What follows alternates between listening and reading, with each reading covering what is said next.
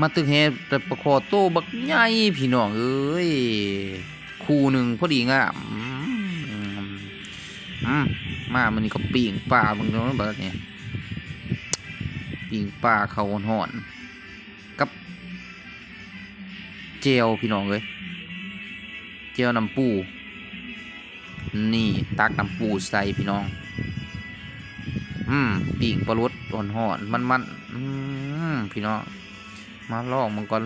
คุยเจียวน้ำปูมันรู้จะบาดงอมงอมงอมงอมอร่อยแซ่บ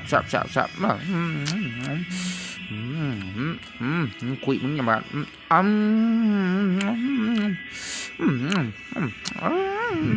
มาดูไปดูแซ่บไรมาโอ้คักโอ้สุดยอด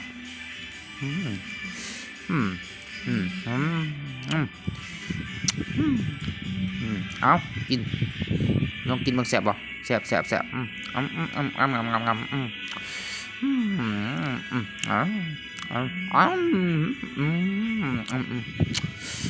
สชาติหอมกลมกล่อมปลาหน้านี่มาไปสิกินน้ำกับมาเด้อนี่ปลาคอนี่โอ้ยปีใส่ทั้งในแสบเลยพี่น้องเอ้ยจะคอยกินเพราะใบปลาลด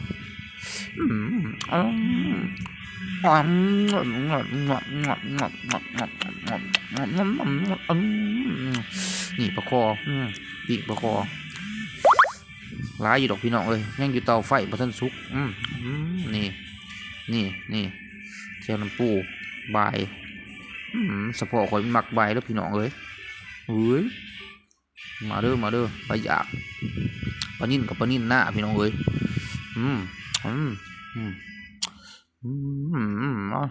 มาเด้อพี่น้องมา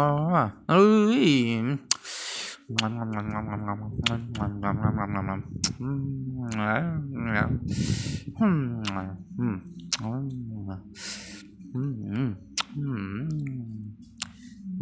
มาเว้ยลองแกะมันก็น่าจะบาดนี่ใส่ปลาคอพี่น้องลองกินใส่มันก่อนเบิ้งนี่งาบเลยพี่น้องคุยเจียวมันก็ลองเนื้อ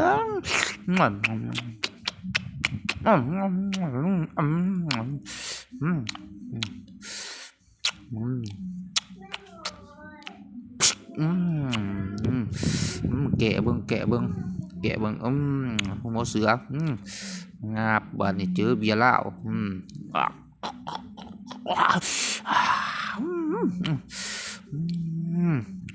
มาใส่ปลาคอใส่บุญยาบาทนี่ซีนปลานุ่มๆห่อนๆปีกท่าเกลืองาบกับเจียวปลาปูนี่งาบ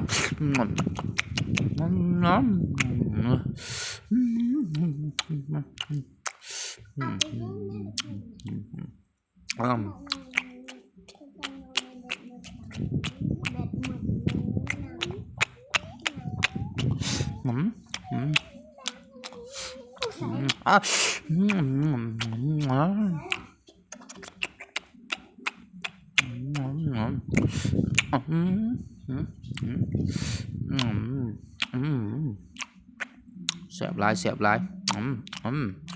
หมักใบได้เนาะ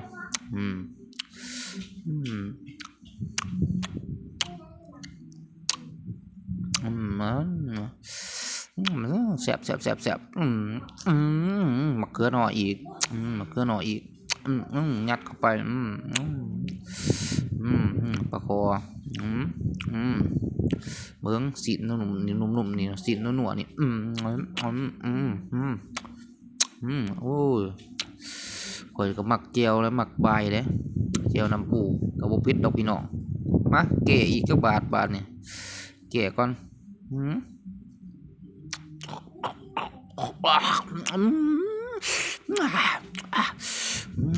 เอาแนวเกี่ยมใส่พี่น้องปลาคอนี่ปลาคอนี่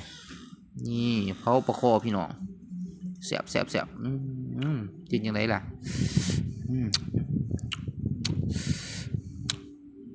นี่บายมึงจะค้ำอ่ะเนี่ยงับงับลำลำลำลำลำสปอร์คุณมักบายพี่น้องเอ้ยอร่อยจัง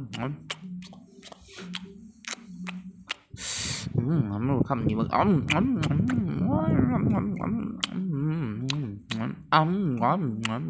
คำนี้สุดยอดเลยมั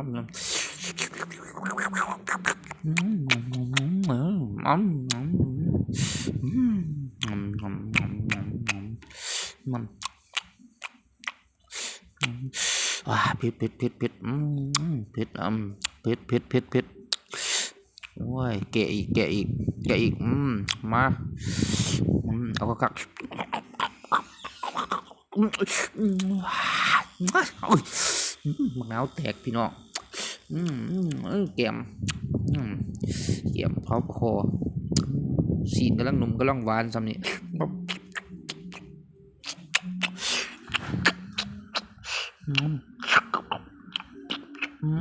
มันเป็นแบบนั้นแบบ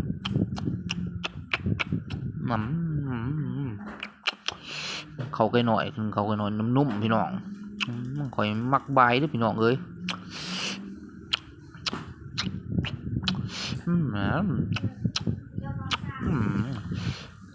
นี่งับหวานแบบแล้วบาดเนี่ยอิ่มแล้วโว้ยพ่อแล้วแรงเลยพี่น้องเอ้ยมีแต่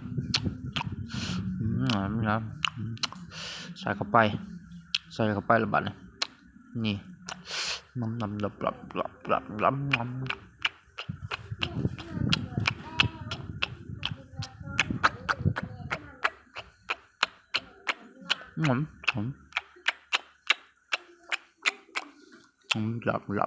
บเอาไปแกะเฉยเนาะร่วนโอ้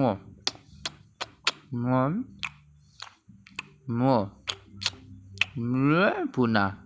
เอาไปยกเฉยอีกนี่หว่าเนี่ย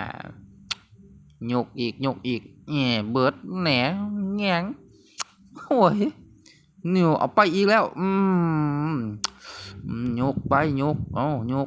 เมียก่อยนี่วายพุ่นขมแหน่ทรงขึ้น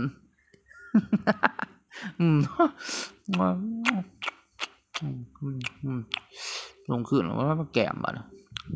กินปลาคอหน่อยมันสีนุ่มพี่น้องเลย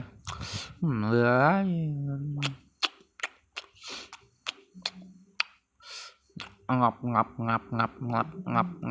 เบาเรื่องกินพี่น้องงับอุ้ยแย่มันเห็ดซาพอนนี่ตายแย่เพื่อนอย่ามากอดนะเอ้ยกำลังกินอยู่นี่เฮ้ยเพื่อนมาแอคทาอีกเพื่อนเฮ้ยเพื่อนด่ะเมียคนละมักเป็นคนอสอได้นี่แหน่เพื่อนวันนี้นะฮะวันนี้จะค้างก็หาเอา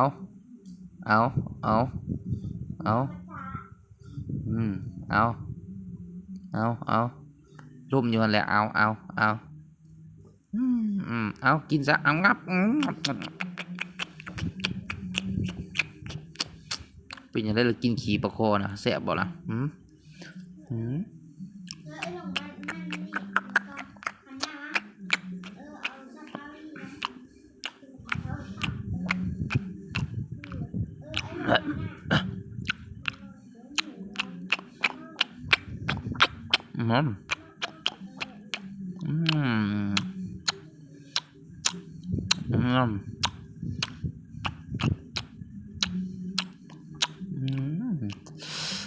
ต้องเอาเสียบหนุ่มอีก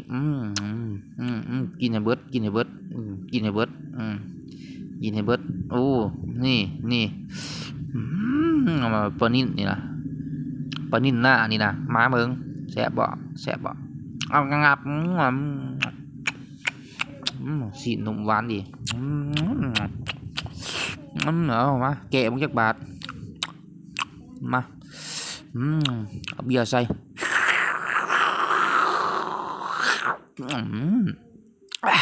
เหนื่อยมือเอาเกี่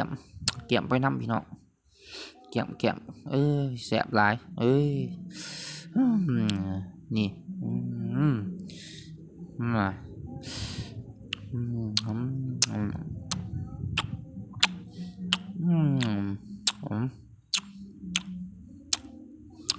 กินเดี๋ยวมันเบิดซะคุยเจียวน้ำปูมีอีกบ่ย่างอยู่เตาลายบ่เอามาเบิ่งดูย่างลายบ่มาเบิดสำนีแล้วบ่ย่างก็บ่เอาแล้วอิ่มแล้ว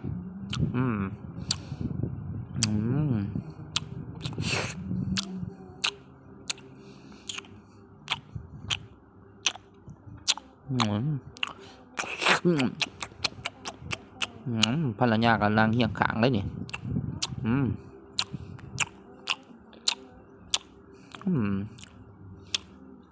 นี่ขอบใจภรรยาเพิ่นเอามาให้1 กระป๋องพี่น้องเกะทุกมืออิ่มแล้วเมียนนี่